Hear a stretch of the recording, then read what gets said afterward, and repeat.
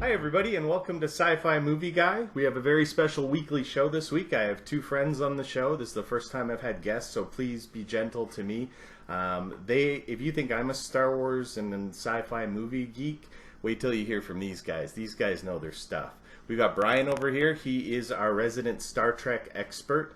He knows just about everything there is to know about Star Trek. And then we've got Jason over here, who is our expert on everything but Star Trek. Yeah, I know you know a little bit about Star Trek. He knows a lot about Star Trek. I'll vouch for him. So we got the three of us on today, and as always, we're going to start with Star Wars news.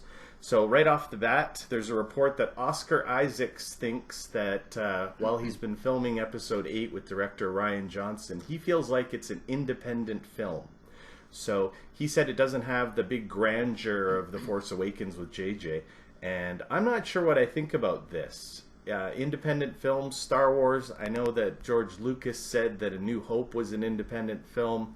I want to know what you guys think about it. So, Jay, do you want to go first? Well, it's definitely, from what I've seen, at least from what trailers and what clips I've seen and what I've been able to piece together, it's definitely going for a darker feel, a more adult feel than the old Star Wars, because the old Star Wars was more kid and it was an adventure, and it's the drawback to the old serials and that more innocent time period in culture. But now we've got a darker, more menacing feel and look to it, and it's shooting for that older audience.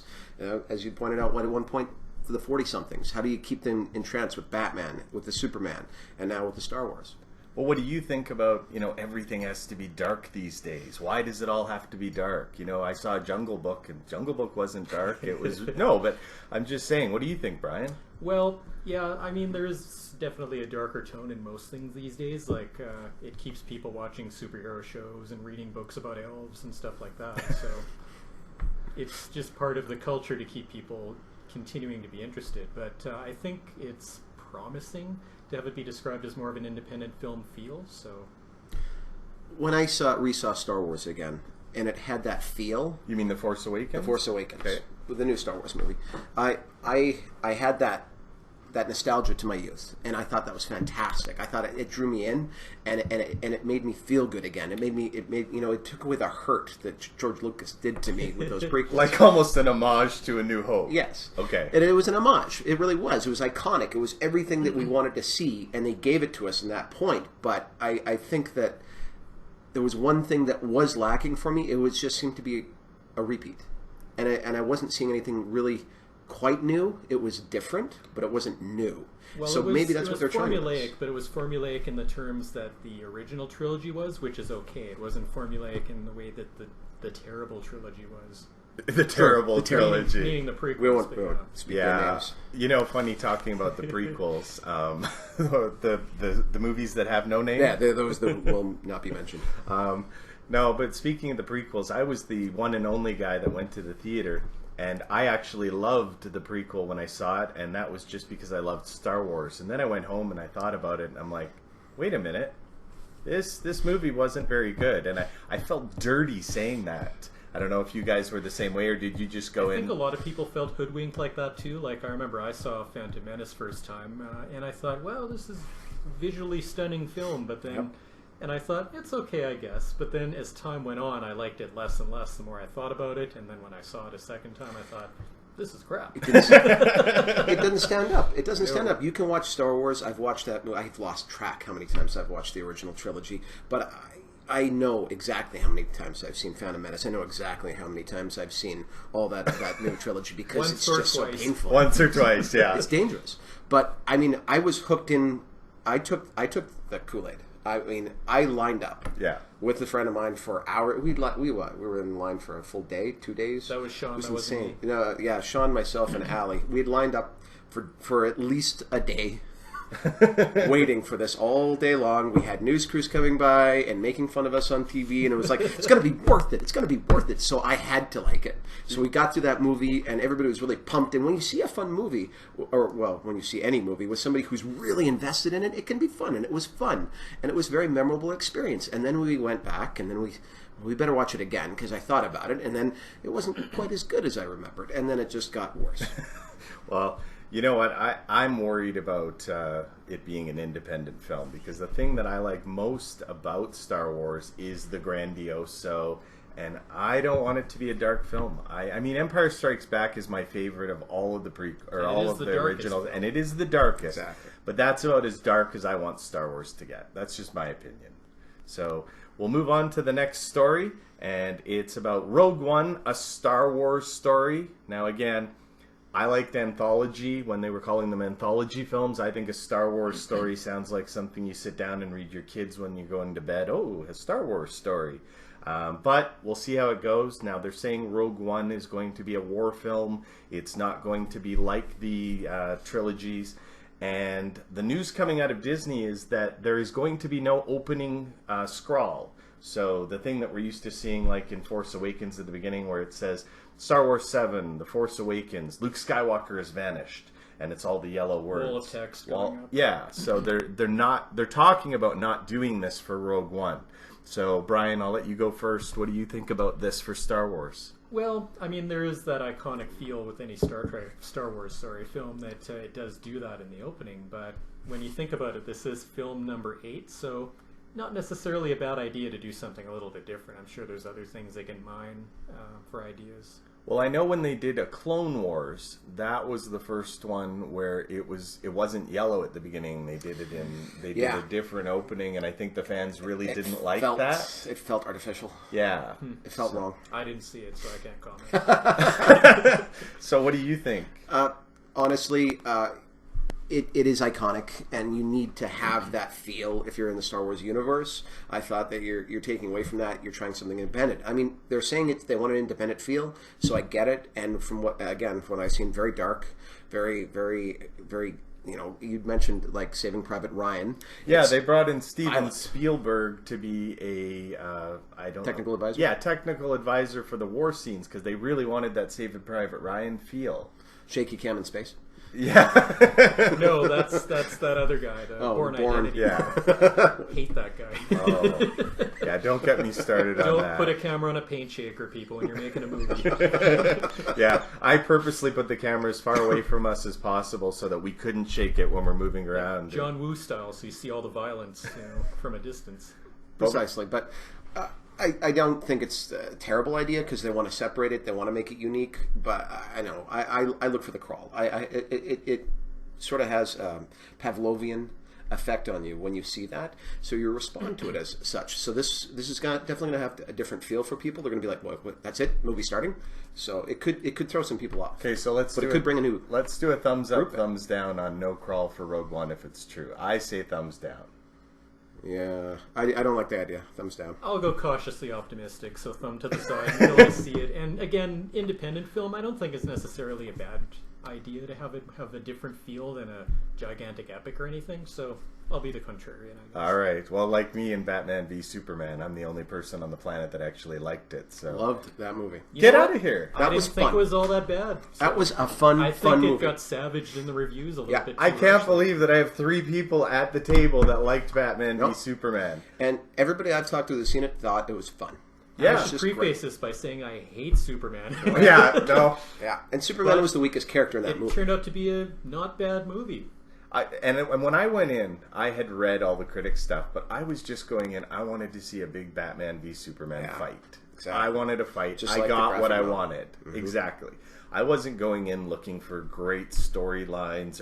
I wanted a big battle, and I got it. So that's why I liked it. I was shocked at how easy Batman killed, but other than that, I was just on board. It was fantastic. Batman was no spoilers. Don't say any spoilers. Let's just say Batman was a lot darker in this movie than even in The Dark Knight. So did some bad things. Yeah. All right. Surprising but fun. So I know we got off Star Wars news a little bit there, and we probably will as we go through, guys, but we're getting into Sci-Fi movie in a minute. So now, the rest of our Star Wars news is coming from Reddit, and let's just take Reddit with what it is, a big grain of salt, whether or not it's actual or not actual. But there's some pretty compelling stuff about spoilers for Star Wars 8. So I'm going to run down each of the spoilers with you guys. Mm-hmm. I'd like you to say whether or not they're true or false, like if you could actually see this being in Episode 8. and then tell me what you think of that storyline. If we think it's true or false? Yeah, first, if you think it's true or false, if you go, you know what, that sounds like something I would believe to be in episode 8, and then what you actually think of that story if they're out to lunch. No, that's not the way I want this movie to go. Okay. So we're going to start with the first one, where the working title and possibly title of episode 8 is Echoes of the Dark Side. So, first impressions of Star Wars 8 episode, or Echoes of the Dark Side. Well, it sounds like they're going to do the same formula that they did for the original trilogy, where you start, positive, you go dark, and then you finish high and bright, Like happy Ewoks. Ewoks. But Empire Strikes Back was the darkest and the best of the original trilogy. Agreed. Yeah, I agree. I hope it has the same feel, and I hope it's going to have that same wonderful, just interesting take on it. It was a spin. It was a modern. It was a urban spin. Well, you got Ryan Johnson in there, so it's going to be dark. We know that. But what do you think about Echoes of the Dark Side as a working title for As a 8? title, it's okay, and I agree with what Jason's saying. The Empire Strikes Back was the best of the original, and it was dark, but not grim dark, like a lot of things get these days. So hopefully it doesn't go over the top that way. Okay, and for me, Echoes of the Dark Side, I think it's an awful title. Yeah. I do not want to see this as the title for what my 2 cents is worth. I hope you guys can come up with something better, although this is a guy who couldn't come up with anything better than Weekly Show for my show, so I can't really talk. It's got to be better than Attack of the Clones. Yeah, that is true. Yeah, that is a pretty awful title. Terrible. Okay, so the next supposed, and I want to say again, these are not for sure spoilers, but these are the things that they announced that came right out of one of Ryan Johnson's people, is that the plot of Episode 8 is going to be divided into 4 segments. There's going to be 4 chapters to this, and the first 3 chapters are equally important plot threads, and they're about different characters. So the first plot thread is Luke and Rey, and Luke is training Rey. The second plot thread is Finn and Kylo go on a mission. Or not Finn and Kylo, Finn and Poe. Okay. So Finn and Poe go on a mission together, and the third one is Kylo Ren training with Snoke. Yeah. And they're not ever going to meet up until Chapter 4. Sorry, what was the first one? So the first one is Luke and Rey training. Okay. So Luke training Rey to be a Jedi. Second one is... So it's Yoda and Luke. Yeah, basically. And then Poe and Finn on some kind of a mission for the Resistance. Okay. And then Kylo training with Snoke. Okay. So what do you guys think about all these characters having their own separate missions and then not meeting up till Chapter 4? If it's true. I like the idea of Kylo and Snoke to see that. The only interaction you saw really was Vader through a holo projector with the Emperor for the first 2 movies, and then again with the first movie we just see Snoke, who's probably a tiny little guy with a giant. He's definitely got some so size he's like issues. Tywin? Yeah. Or no, who's the little guy in Game of Thrones? Oh yes, Tyrion. So you're thinking he's Tyrion? Yeah. Okay. I'm thinking he's just a tiny little guy, but it's interesting because you had the exact same sort of plot device in Empire Strikes Back again. You've got these different chapters of the different characters. Well, you had this great escape going on, this great montage of training goes on, and so it could be interesting with the added dark side. It's just Kylo as a character can't really hold a scene as strong as the other characters can. So yeah, and hopefully, I guess Snoke will carry that. Hopefully, because we all know that Andy, what's his name? Andy Serkis. Yeah, Andy Serkis. He's an actor. Yeah. So he can hold the scene all on his own, and hopefully he'll help Adam Driver get through it. Even if it's all just CGI. Yeah. Yeah, So, as you said, there's a lot of stuff going on plot-wise, so it does make sense to split them off and have them do their own thing. You'll cut simultaneously between them, I imagine. So yeah. it Star Wars makes wipe. sense. So you're Yeah, okay. exactly. You're okay with this then for Episode 8? You don't think that maybe it's too close to what an Empire Strikes Back did?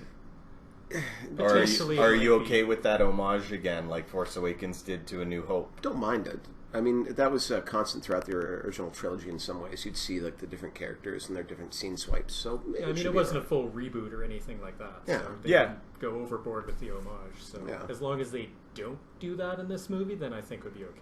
By the way, when he said reboot, I heard just anguish in his voice because of the Star Trek reboot. We're going to get into that a little bit later. With Jar Jar Abrams, yes. Yeah. So we're going to talk about that when we get into sci-fi news. So now we go into Act 4. So when they all come together. In Act 4, they said it's going to be more action than you've ever seen in any movie that has ever been released.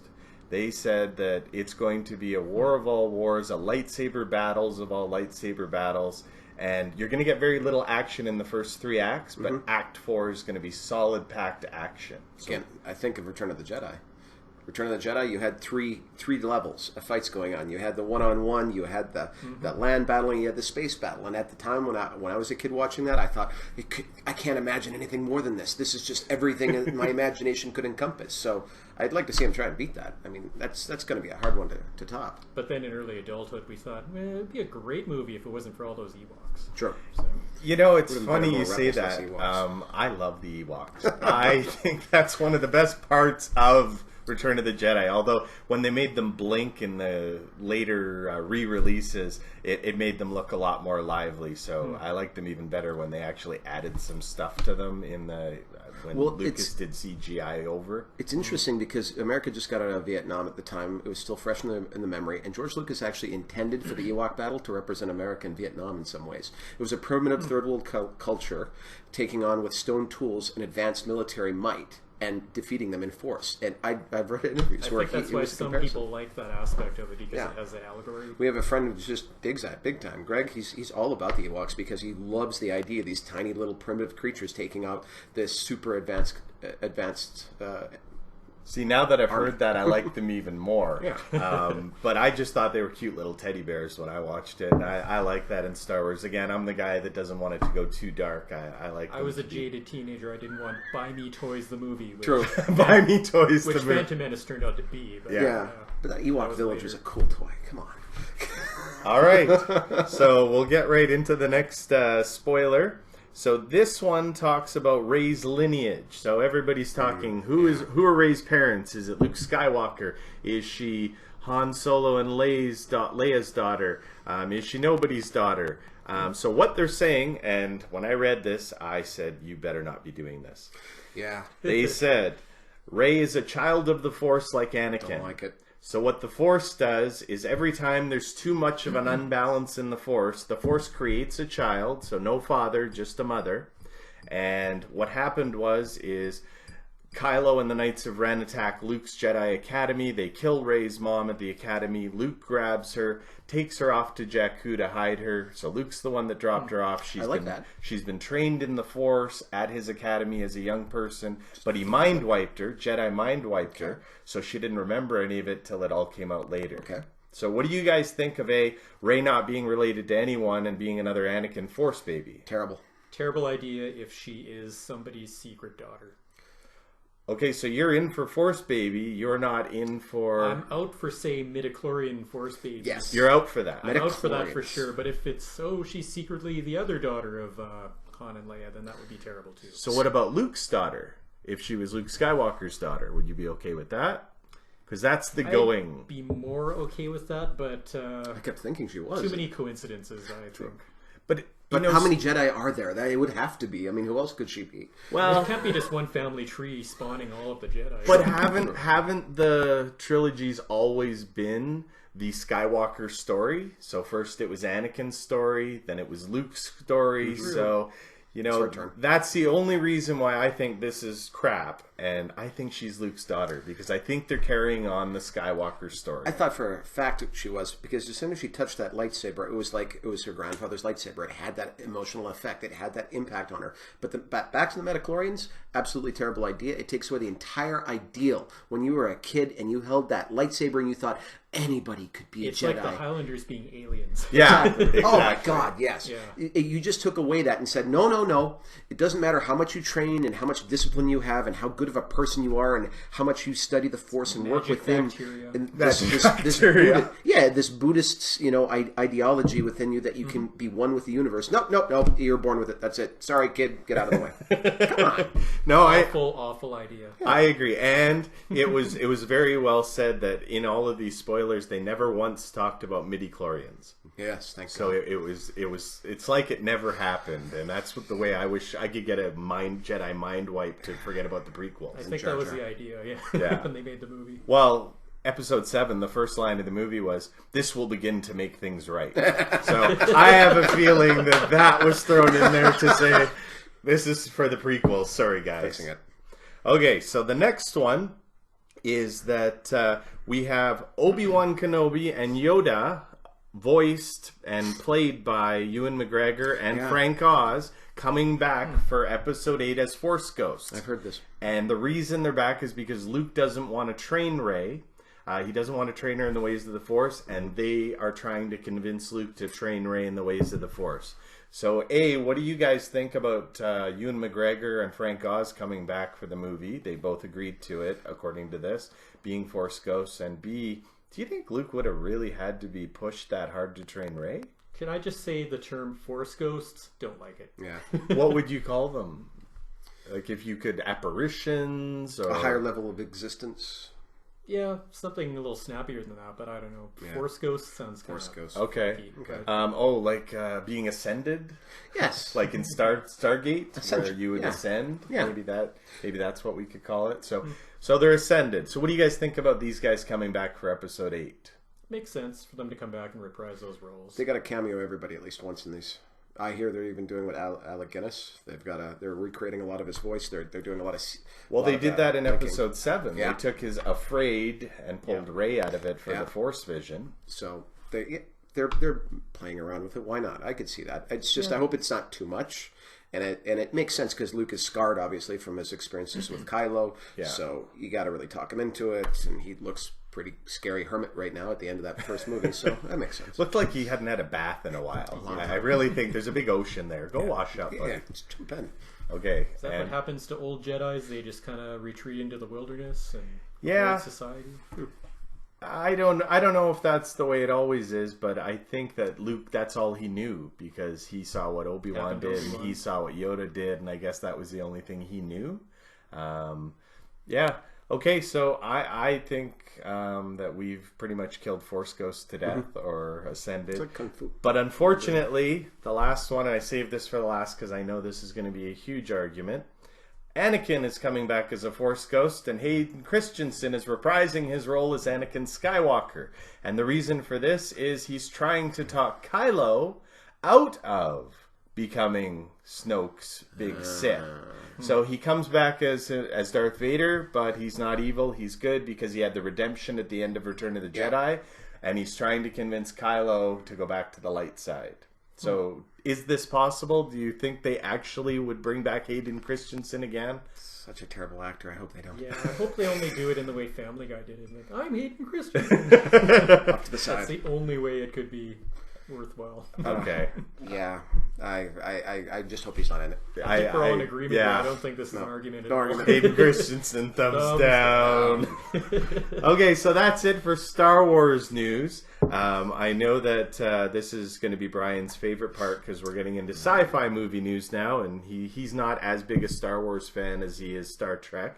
And so we're going to start. True. We're going to start right off with Star Trek because I have been complaining for the last 4 months that we've had very little news coming out of Star Trek Beyond. We got a trailer, and then it was like it didn't exist. So we finally got a piece of news coming out. Simon Pegg, actor and co-writer of Star Trek Beyond, says the new movie takes place 2 years into the 5-year journey, the famous 5-year Enterprise journey that the original series was about. And the premise is that an alien Krall, played by Idris Elba, which I'm really excited about. He's a phenomenal Excellent actor. He is. Yeah, and Luther is an amazing series. yeah, it was.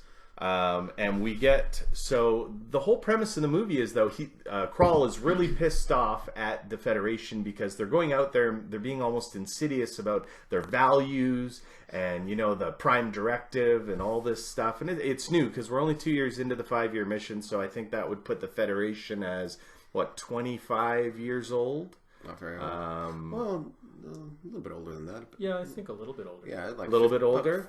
40, 50 years old, but really the expansion took a long time. Okay, so, and Starfleet is now out there, and Krall says, no, you guys need to stay back in your own area. So that is the premise of the movie, and then they're on shore leave. So after 2 years, they need a much-needed shore leave, and I hope we get to see green girls. Yes. I'm praying we get to see Giant green rabbits girls. on shore leave. And so that's the premise. What do you guys think about that being the premise for Star Trek Beyond? Sounds great.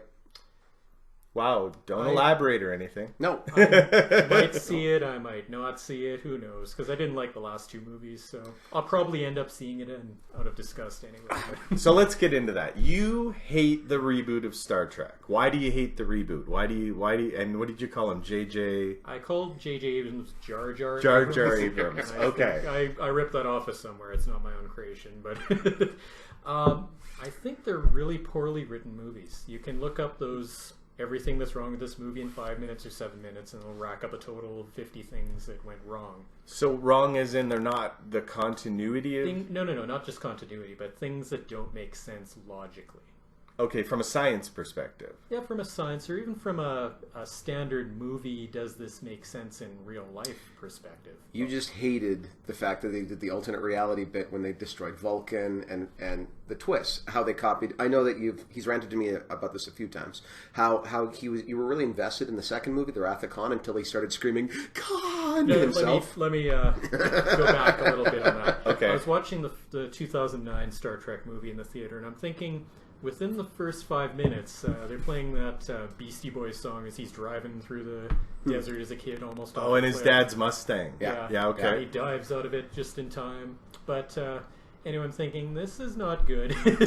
And then as the movie went on, I try not to judge a film before it's done. But as the movie went on, I thought, man, there's only one way out of this. If it's all a dream in the last 5 minutes. Okay. I can go over plot holes and all kinds of stuff in that film till the cows come home. But I want to move on to the second movie, which I watched reluctantly. And then I thought, as I was watching the movie, this isn't so terrible. Until the point where the word Khan was uttered. And then it's like, wow. So you would have been fine if it was a different villain. It was just a Star Trek story. It was and still it had... not a great movie, but Okay. if it had a different villain, it would have been almost tolerable. And is that because of the Ricardo Montalban, just the levity of Khan in the first ones, and we kind of put that up on a pedestal of the best Star Trek movie ever. Corinthian leather chest. Yeah. It was fantastic. And Cumberbatch is a great actor, but He was. Or he is. yeah, it's destroying childhood memories for one, and You know just a lame, lazy reboot. You're not alone in that, because there are so many Star Trek originalists. I call them originalists because that's what they're starting to call themselves. Is we love the first 6 Star Trek movies. We love the original series, even Next Generation, Deep Space Nine, Voyager. We're all good with that. But then you get into the Star Trek 7, 8, 9, 10. They weren't so happy. Are you the same way? 7, 8, 9, 10? Pretty much. Yeah. They should have just stopped Next Generation at season 7 on TV, and that was it. Yeah, like a Deep Space Nine movie would have been more interesting, although... See, Deep Space To me, Nine. anyway. Deep Space Nine Deep was Space my Nine was fantastic. favorite of all of the TV shows, Yeah. and I know a lot of people don't agree with me, but I love the space station setting. I love that it was very soap opera, so you had to watch the previous one. That was the one thing I didn't like about the original Star Treks, is you didn't have to watch any of the... You start in the bridge, you end in the bridge. Yeah. We're all happy. We end happy. That was how TV was in the 60s. It was episodic. There were no arcs. Yeah. Until TV started in the 80s or whatever, when better shows started 90s. to have arcs, or 90s. Okay. But Deep Space Nine was darker, was more mature. They had arcs. Like, oh my god, in one season they had a 3-episode arc to start the series. Exactly. Groundbreaking at the time. And for Gulder Star Trek. Kott, the character, his whole change where he's trying to find find redemption, and he just turns out, you know what, I'm an evil person. I'm just going to go dark, and it was great. Now, please tell me that I'm not the only one. I did not like Star Trek Voyager, and it had nothing to do with they had a because it was female episodic captain. again. I am not a misogynist or whatever you call it. I don't mind females having big roles in movies. I just thought that it wasn't a great TV show. It had its moments, but for every good episode, they had 3 to 4 really bad ones. episodes. Yeah. So, Yeah. I mean, you could watch it if you cherry pick the good ones, but you wouldn't want to watch that series from start to finish. And the fact that it had so many you. seasons just drove me nuts. Well, couldn't they have cut 2 seasons off that and give given Deep Space Nine 2 more seasons to really finish out their storyline. But really, Deep Space Nine owes a lot of its success to Babylon 5, because Babylon 5, a lot of their guys, when Babylon 5 went down, it copied the story arc. It's a space station. You had time to build these, and again, Straczynski, J. Michael Straczynski, did I get it right? Yeah. Fantastic, because he planned it as a 5-year story arc. And by the time it was done, when his show was done, all his guys needed work. They all went on to Deep Space Nine, and what do you know? You're seeing a lot of the similar kind of build-up, and a lot of the well, the special shows effects came out at transfer. the same time, so I mean, Paramount did have the script for Babylon 5 first because they passed on it. Yeah, Babylon 5 finished first though, and then the guys went over to Deep Space Nine. Right, because it was only 5 years instead. But you saw the same. You saw the same arcs with the Klingon battle versus the battle with the Civil War and Earth battle. It was very similar battle scenes, very similar scenes. You could almost put them side by side and say, "Here's this scene, this scene." Okay, so let's rate then all the TV shows. So we had Enterprise, we had Deep Space Nine, we had Voyager, we had Next Generation, and the original series. Don't forget the animated series. Animated. Oh yes, I did. Okay, we'll throw that in too. So they're the worst. Yes. Okay, so animated is worst. Terrible. Okay, and I've never seen it. I have to be honest. There were like maybe 2 good episodes and 20 awful ones. Yeah. Okay, so you guys both agree animated series is definitely the worst. Okay, so what's the next worst? Probably Voyager. And I agree. Voyager's my worst. That first season of Enterprise was pretty bad. Yeah. But it got better as time got on, so that's why Voyager's next on the list. Okay, so we're all in agreement. Yes. Voyager, and then next worst. I'd say Enterprise. No, I'd say Next Gen. Really? Ooh, good point. Next Gen. Oh, and I'm Enterprise. I liked Next Gen. It's actually pretty high on mine. See, overall, Next Gen is similar to Voyager, although their hit-miss ratio is better. They had a lot more good episodes, but a lot of really terrible episodes. Maybe if I'd watched maybe if it cut 2 seasons less for me, but it just got stale after a while. Oh my god, and I totally disagree with you. I actually liked seasons 5, 6, I know, 7 you're a the huge best. fan. It got better. I thought it just kept getting better as the series went on. Season 3 through 6 were really good. Yeah. Yeah. First 2 are almost unwatchable bad. That's what But then the 7th lounge season suits. had a lot of stinkers too. Like the one with Beverly Crusher's ghost. Oh my god. With the lantern? Yeah. Yeah, I remember. Okay, yeah, you're right. There were quite a few stinkers in season 7, but by that point the cast was so comfortable that they could coast through a bad episode. I really liked the 2-part finale. All Good Things. Yeah, it was okay. The different time ship and Yeah. I don't know. I really liked the way they And ended they have it. Q torture him at the end, like they Yeah. did at the beginning. It was fine. But I would still put Enterprise below Next Gen just because of that first season of Enterprise. Okay, and what do you think? I was so excited about Enterprise. I thought it depends. If I look at a specific season of Enterprise, then Next Gen beats it. But there was a couple of great seasons of Enterprise that I really enjoyed how their plot developments. And again, they were really working on a story arc. There was that whole arc where the Earth was being attacked. Though I didn't like how it coincided with 9/11, and there was this whole thing there. I didn't appreciate that, but I still thought Enterprise was really gearing up for me, because I look at early Star Trek. I'd read a lot of the books. I looked at a lot of the background of the Federation, the building, and I was really excited about those first contacts with the Romulans and the possibility of a Romulan Federation war. And it just ran out of time or funding. That show just got canceled way too soon. It did. I mean, Star Trek shows need time to grow. It had 3 seasons? Four. It had 4 seasons. They just But if it had, one or 2 more years, I think I'd probably put it above Next Gen. Yeah, it just didn't get a Okay, chance. so I think Enterprise is below Next Gen, and they think that Next Gen is the next worst. So we're going to recap what we think from first No, to I'm 5 putting each. Enterprise below Next Gen as well, Yeah. Oh, okay. Yeah. with caveats. With caveats. With caveats. And I'd be about the same as him. I'd be about the same. I want to say Enterprise is better because I enjoy it more than watching. I'll rather watch a repeat of Enterprise right now than Next Gen. You got to rank it. What do you want it? Enterprise above Next Gen. Okay, so Next Gen is the next worst for you. For me. Okay, so then you go to... Next Gen. Okay, and you would go Enterprise. So that you guys just have those split. We just have those 2 flipped. Okay, Yep. and I think now we get into the original series for me. Sorry, guys. I know. Yeah, I think the original... Like, my favorite, I told you, it's Deep Space Nine. So for me, it goes Deep Space Nine, then it goes Next Gen, then original series. Yeah, I have to agree with you on that, though. Deep Space Nine's my favorite as well. But where do you put the original series then? Is that your next worst like mine, or are you going with, I guess, what's That's left? the only one left. That's the only one Yeah, left. okay. Yeah, that would be the we're same. down to the top two, Yeah, which original is series original and Deep Space Nine. Deep Space For me. Nine. And you're the opposite? Well, I mean, Deep Space Nine, if you look at it under a microscope, it is a better show. There's arcs, there's more maturity. It's not cheesy 60s humor, but for a lot of sentimental reasons, maybe a lot of sentimental reasons, I'm putting Enterprise, or I'm going to call it a tie. And that's why I have to disagree with you know, you can do that. It's a tie. They're both equal. And have you seen the remastered versions of the original episodes? No, very nice. They're I really have awesome. not. So They're they've added very in nice. some color, made them a little Special effects. sharper. Some Beautiful. of them really look nice, like what is that one with the bugle that ate planets? Oh yeah, the Horn of Plenty. Yes. Yeah, wonderful episode, but and it really looks good in the remastered version. I've seen that. I'm going to totally have to get those. Maybe that'll change my Some tune of them on it. look a little cheesy, but for the most part, it really added something to it. Okay. So then, my next question then is Kirk or Picard? Who's the better captain? Oh, Kirk. Why? yeah. Why do you say Kirk over Picard? Well, Picard is an excellent diplomat. And Okay. in many ways, a good leader, a mature leader. But, you know, Kirk is the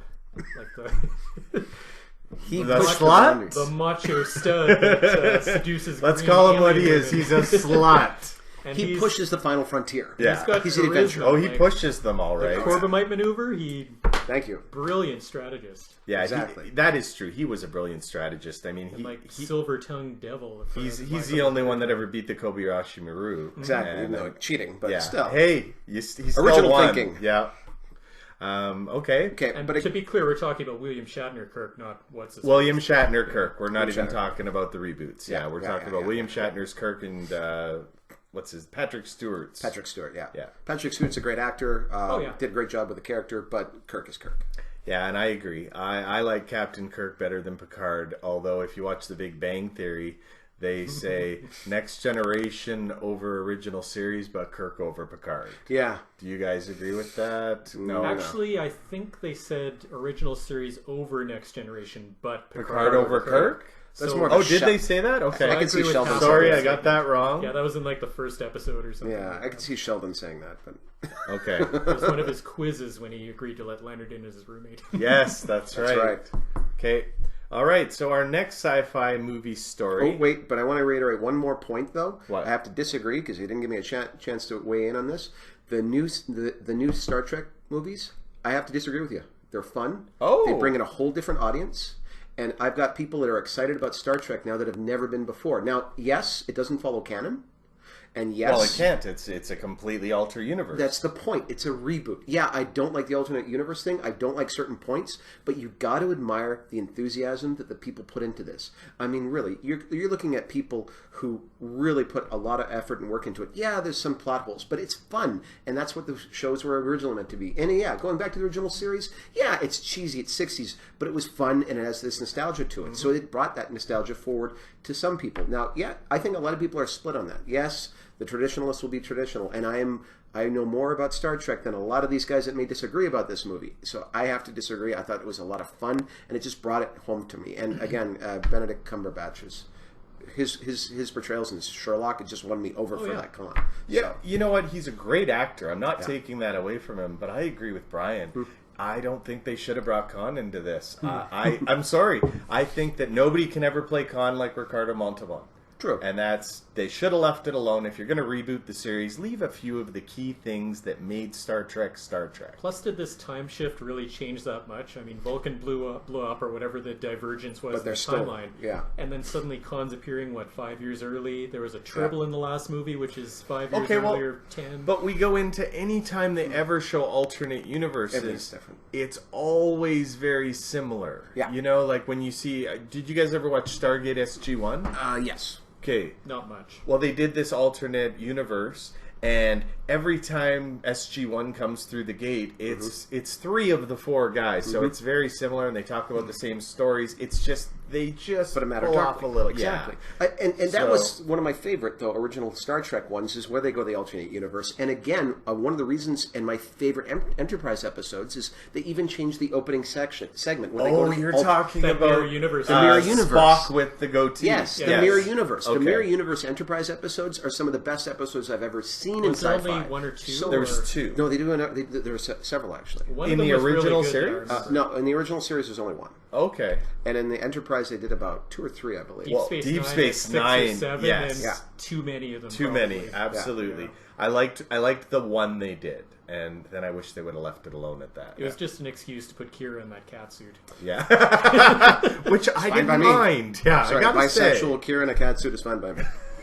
Okay, so now that we're going to the next story, which is Avatar filmmaker James Cameron is announced that he's doing 4 sequels. Not just 1, 2, 3, 4 sequels to Avatar.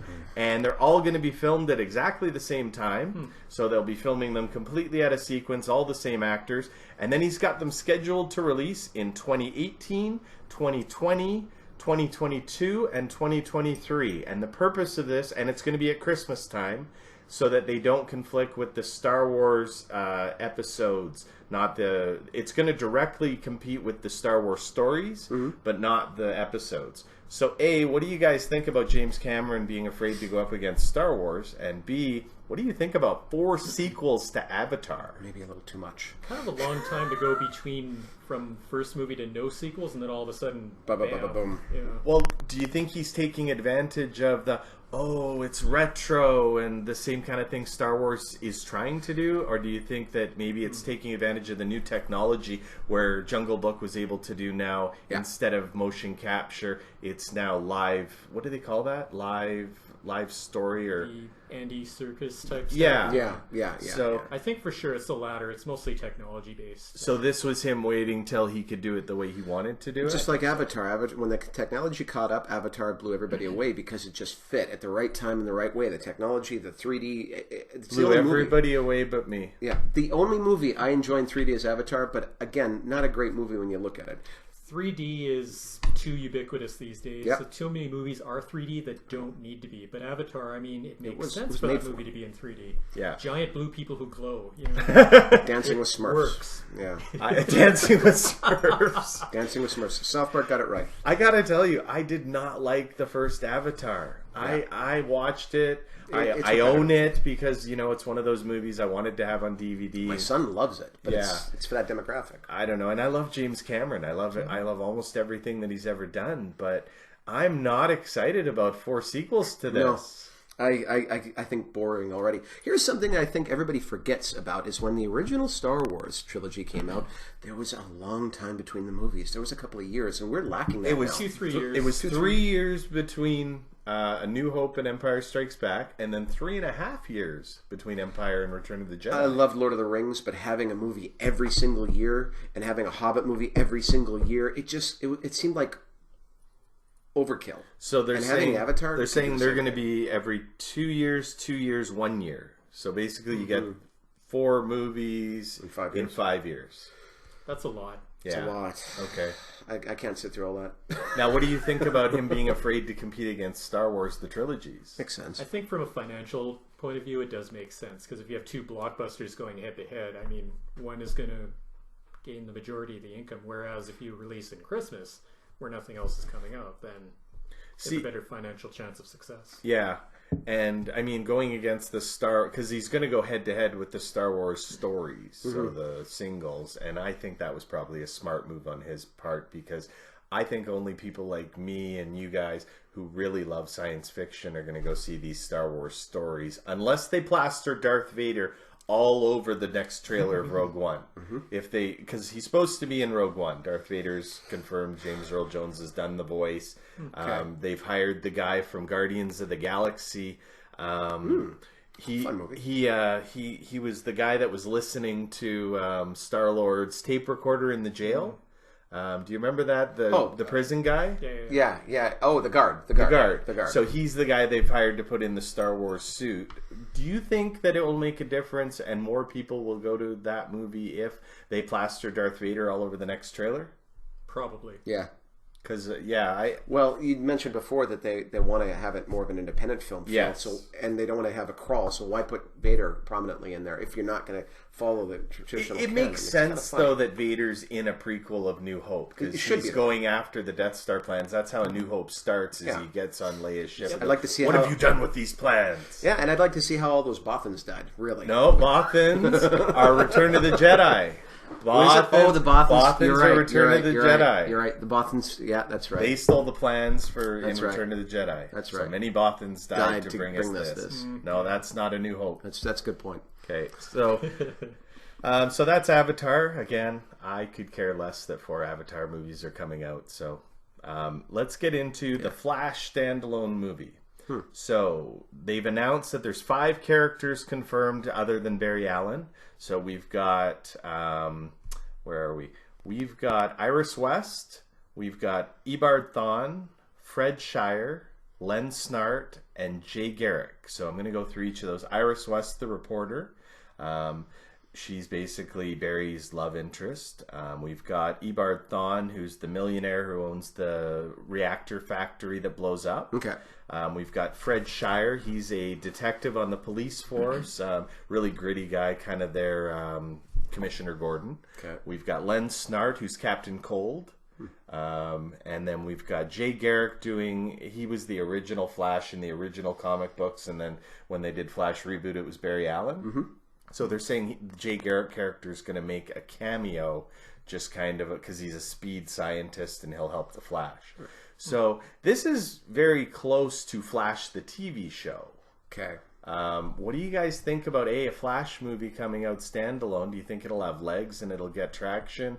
And B, what do you think about it being so close to the TV series? Well, the TV series I can't comment on because I barely watch it. It's not that interesting of a show for me. But they do need They're doing exactly what Marvel did. It's the standalone movies to build up each of the characters so they can get their Justice League movies all built up and running. Well, this one's going to come out. Or is it a different universe? I think this 18. You're right. This comes out after Justice League 1. Yeah. So it'll come out after Justice League 1, but before Justice League 2. Okay. But again, and each character in the Justice League is going to get their own movies. You're going to have a Wonder Woman. Okay. They're just redoing the Marvel formula, really.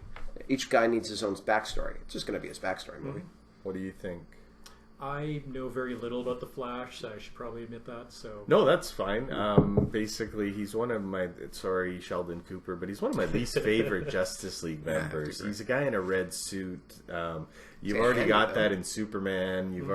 Superman's just as fast, but again, that's my plot hole with the whole DC thing is Superman can do everything everybody else can do. Yeah. Why doesn't he just go out and kill everybody?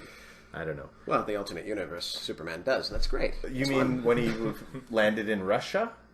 Did you see that one? That was an interesting... you mean the graphic novel? Yeah. The Green Man? Yeah. Yes. Where Superman's spaceship crashed in Russia and he was brought up by the Russian instead of the All-American. Sorry, there was an alternate Batman graphic novel. It was well, no. Yeah, I know what you're talking about. I'm talking about Superman Red Dawn. I'm talking about Batman where it's an alternate universe where it's a Puritan society, so Batman is actually fighting a system where abortion is illegal. Was a graphic novel back in the early 90s Early or something 90s, like that? and he hears these rumors about the Green Man, and he finds, and they had to kryptonite Superman to death because he was too independent. He was fighting for truth, for justice. But yeah, the Red Dawn, absolutely. Okay, that makes sense. My take on this Flash movie is that they're exactly what you said. They're copycatting Marvel. They were behind the 8 ball, and I think they're rushing these movies together, and I don't think it's going to go well for DC. I think Marvel did it right. They take their time. They get good directors. They get good writers. They get great acers. I mean, Iron Man, come on. That was I don't know if that was their 2006, plan right? from the beginning, because don't? it came out a long time That's ago. 10 years so now. It's been 10 years they've been this build, but it was just luck with Iron Man. Iron Man started this. Iron Man Yeah. was a huge success, and that's why Well, Robert Downey Jr., Yeah. I mean, pulling him in, that was genius. Fantastic. perfect casting. Yeah. Okay, Which will so lead to Civil War. Are we talking about that yet? yes, we are. That is the next thing. So we are 2 weeks away from Captain America: Civil War. That's good. And all of the reviews so far, they've done the media screenings, and I think Rotten Tomatoes has it at 98%. kind of for these shockingly guys. high rating. Yeah. Very high. They're saying, and I quote from Christian Harloff on Collider, the best superhero movie of all time. There is no better superhero movie than Captain America. What are they? Sorry, Civil War. Civil War. So, what do you guys think about them claiming that? Best superhero movie of all time. I don't know about the hype, but I know what I saw. I saw the trailer for Batman versus Superman the same time I saw the trailer for Civil War, and I thought, oh, Batman's great, Batman versus Superman. And once I saw the Civil War one, I forgot about the Batman versus Superman. It was incredible. Really? I walked out of that movie with a friend of mine, and we were both like, wow, that Civil War, it looks fantastic. And the more I researched on it, because the original graphic novel it's based off of, again, Alan Moore, fantastic work here. Oh yeah. Yeah. Fantastic storyline. It was just a great idea, and having a flip of the characters where Iron Man, who's so anti-institution, who becomes institutionalized, and Captain America, who is always, Captain America. Yeah, he is now on the outside. Yeah, that's a great twist. That's a great, wonderful story. My take is I never saw the original Captain America movie until after I saw the second one. So you saw Winter Soldier. I saw Winter Soldier first. I kind of went in a good blind movie. because I like to do that with superhero movies. Yeah. And I was blown away by how good I thought it was. And then later on, I went back and saw original. I mean, obviously, I'd seen Avengers and whatnot before. So what did you think of seeing the original movie? What did you think of the original movie after having seen Winter Soldier first? Winter Soldier was better. Winter Soldier was better, but the original movie was it was all right. At first I was like, Captain America. It's Team snooze Raw. fest. Yeah. It'd be like Superman. That's what I thought too, and I was pleasantly surprised. I'm a big DC guy. I always have been ever since I was a little kid. I had Batman, Superman, all that stuff, Justice League, and I didn't really get into Marvel Universe until the Iron Man movies. Yeah. And they sold me over, and then Thor movies, and now I love Marvel. I love Marvel just as much as DC, and I think they do movies better. They do movies better for sure. Yeah. I mean, X-Men growing up, I was really a big fan of Marvel because of the X-Men growing up, so that was always fantastic. Though the one thing in the Civil War I am kind of scared about is the Spider-Man. I didn't like his cameo. And that, you know what? That everybody else is saying, like, again, the critics are saying Spider-Man is probably the best part of the movie. If he's got great lines, great. But the problem is you got Iron Man, who's known for his quips, with Spider-Man, who's not. It's going to be kind of a war of words there. Who gets the better quip in? Well, and in the trailer, it looked like Spider-Man was on Iron Man's team. Yeah. So, right? Am I right about that? Which would have been better if he was on the opposite side. Right. I think so, too. I think it would have been better if he was on Cap's team, because then you get those two and guys. Spider-Man's always hunted by the police, so why is he suddenly working for the man? Right. And I thought Disney owned all of Marvel except for Spider-Man, which is why he's absent from this universe. So Yeah, I got the story on that last week. Disney paid Sony a boatload of money, and I mean boatload, not for the rights to take it away from them, just to use Spider-Man in 3 movies. Okay. So they're allowed to use him in any 3 movies they want, and they chose this one, and then I guess that's because they're going to put him in the next 2 Avengers movies. Okay. But that's the only reason they were, I mean boatloads, not George Lucas money. Yeah. When they paid $4.1 billion for Star Wars, but they paid them a lot of money to get the rights to Spider-Man. Okay, so we have one final story on Sci Fi News today, and that is Michael Keaton was scheduled to play the villain Vulture in Spider-Man Homecoming. He has now dropped out. He said, I do not want to play anything in any superhero movies ever again. What do you guys think? Is this gun-shy from Batman? I'm excited for Evil Birdman. That was a great line. Evil Birdman. Yeah, because that was the first thing that popped in my head. When I saw the Vulture, it just seems right. Maybe he doesn't want to be associated because of the Birdman. I mean, that's the only thing I can think of. He was Batman in the I think bad Tim Burton Batman movies. Yeah.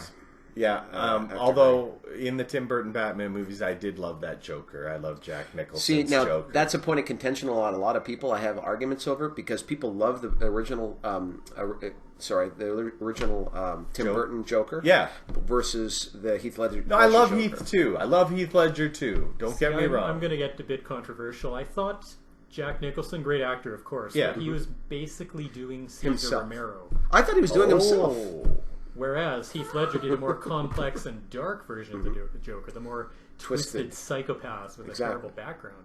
See, like Killing Joke and stuff. And you like can that. you could never tie down what he was, because he would always tell somebody a different story about the scars. So you can never really get a hold of what Joker was, which was really an homage to the comics, because you could never tie down who Joker was, really. So it's well documented that Michael Keaton had some serious troubles after the first two Batman movies that he did. Yes, he could not get a real role. He could not get an Oscar-worthy role. That's not true anymore, though. No, but it took a look how long it took him to get out of that. Do you think that's why he's gun shy and he said no? Or do you think I think it's possible. It's possible. Well, you look at William Shatner, who was sleeping in his truck or his car 2 years. While Star Trek was still rerunning in the 70s, he had no work. Yeah. Nobody wanted. He was typecast. He was a great Shakespearean actor. He did all this great work, and then suddenly couldn't get a job because Same of with Star most Trek. of the cast, actually. And Exactly. Probably any Star Trek series, they have difficulty afterwards finding work. Mm-hmm. So then, why do people like Chris Pine keep taking these roles then? Money? Just, I want the money? Or do they think that now you can get out of that? Chris Pine isn't that It's great hard an to turn actor, down work, especially if you're young in the business. So I think that's why. And they can sign you on for, you're part of a franchise now. You're guaranteed for 3 movies. That's big bucks. That's a lot of money, but look at poor Mark Hamill. So now we're going to do round table, and my round table, I'm going to start, if you guys don't mind, is email that I got. So if you want to email me, you can do it at sci_fi_movieguy@yahoo.ca. And so I said I'd read all emails online, so this is what I want to talk about. So, hey Sci-Fi Movie Guy, you seem to be a big DC fan and not so much a Marvel guy. We kind of already touched on this. Yeah. How can you not see that Marvel is a vastly superior universe? Keep up the good work, but stop pushing Batman v Superman so much. Okay, so I said I'd read them all. That was Wendy Warlock. I don't think that's your real name, Wendy, but you know what? Cool name. Everybody says that to me. Yes, I'm a big DC guy. I did say, however, that Iron Man and we've got Thor and Avengers. I'm not a big Avengers fan. I didn't like the Avengers movies. Sorry guys, but I like the standalone Marvels. So yes, I do like DC much better, guys. Where do you fall into that, DC over Marvel? Do you like them both the same? What do you guys think? Comic wise, DC for sure. So comic books? Comic books. Yeah. Okay. Because Dark Knight, first of all. And Killing Joke. Killing Joke, some of the graphic novels. But those were graphic novels, really. That wasn't the comic book series. No, but it's still DC. Yeah, it's still DC. We're still talking my point. DC. Yeah. And then you have Green where I Lantern, like which more, was though. good in the comics, not so good in that movie. Ryan Reynolds, yeah. Even in Deadpool, he made a joke. Don't make my suit green or glowing. Yeah, although that was a fantastic movie. That was really fun. Yeah. And you have potential for other things. Like, I don't know if we've ever seen Wonder Woman in a movie until Superman versus Batman. But I think there's a lot of material that could be mined there that would be great. So you think DC over... Yeah, but Marvel? movies-wise, I agree with what you said earlier, that the movies are generally better. Yeah. Dark Knight trilogy aside, the Marvel movies generally are better. Although I did like the first Avengers movie just because Joss Whedon was a great director. Josh Whedon. Yeah, and I'm a fan of Josh. I'm not going to say Firefly. I'm not. Yeah, Can't beat it. Firefly. It's an amazing... I can't believe they ended it after one season. Ridiculous. But and then... It was criminally mistreated. Yeah, and then we got the movie, and you know what? It was great, but come on, I want more. Yeah. So, okay, Not quite so Jason, DC, Marvel. Comic-wise, I have to agree. It's a little too cheesy with the Marvel comics when you look at it. But some of the Marvel storylines are great. I mean, really, for the movies, the Avengers movies for me, fantastic, real fun. I didn't like the standalone movies as much as actually the Avengers movies were for me. It was a different. That last one was fantastic with the Age of Ultron. They chewed up the scenery. It was great. It was real fun. But again, movie-wise, yeah, the Avengers can take it. But the standalone movies, DC will probably be better because of those Batman movies, right? Yeah. Okay. So now, Jason, round table. What do you want to talk about today? I'd have to say, if you haven't checked it out yet, you got to check out the Netflix, the Daredevil series. I mean, we were talking about. Yeah, and I have not seen any of these yet because I'm waiting till the summertime. And I really got burned on the Daredevil movie. Like, I I didn't want anything to do with Daredevil ever again. Think of that as a bad dream, like I thought of that Star Trek movie. Okay, so put it out of my mind, get rid of it, and watch this show. Is what you're saying? You don't I want to haven't be seen the woken up show, inside? but I have a segue when he's done. Okay, so you've seen both seasons. Yes, saw the first and second Now season. don't give away any spoilers. No, but it's basically the first season is just an arc of the development of the character of Daredevil versus the second season, which is the arc of the development of the character of Punisher. And in the second season, played by John Bernthal from the Walking Dead series. Fantastic work that he did, especially in this series, because they really go into the detail and the background of the Punisher character and how it develops, how it comes about.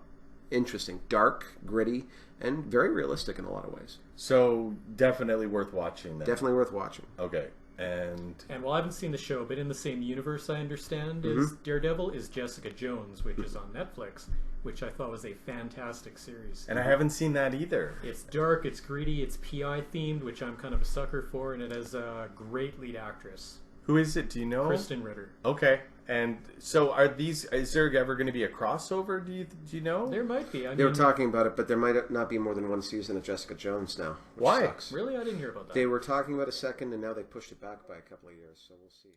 Okay, Brian, so now it's your turn. What do you want to talk about today? Okay. There is a series that I really liked a lot, and I don't think either of you have seen it. It's called Dark Matter. It's a Canadian sci-fi series. It's very dark. It reminds me of Firefly. It's kind of there's a ship in the middle of space, this medium-sized cargo vessel, and 6 people wake up from stasis, and they have no idea who they are. They have no memories. They have no idea who the other people are on the ship, so they have to figure out what's going on. And this sounds awesome. Yeah. Is it a mini series, or is it an actual It's a 10-episode series, and there is going to be a second season. I think it's 10, maybe 13 episodes. I don't remember.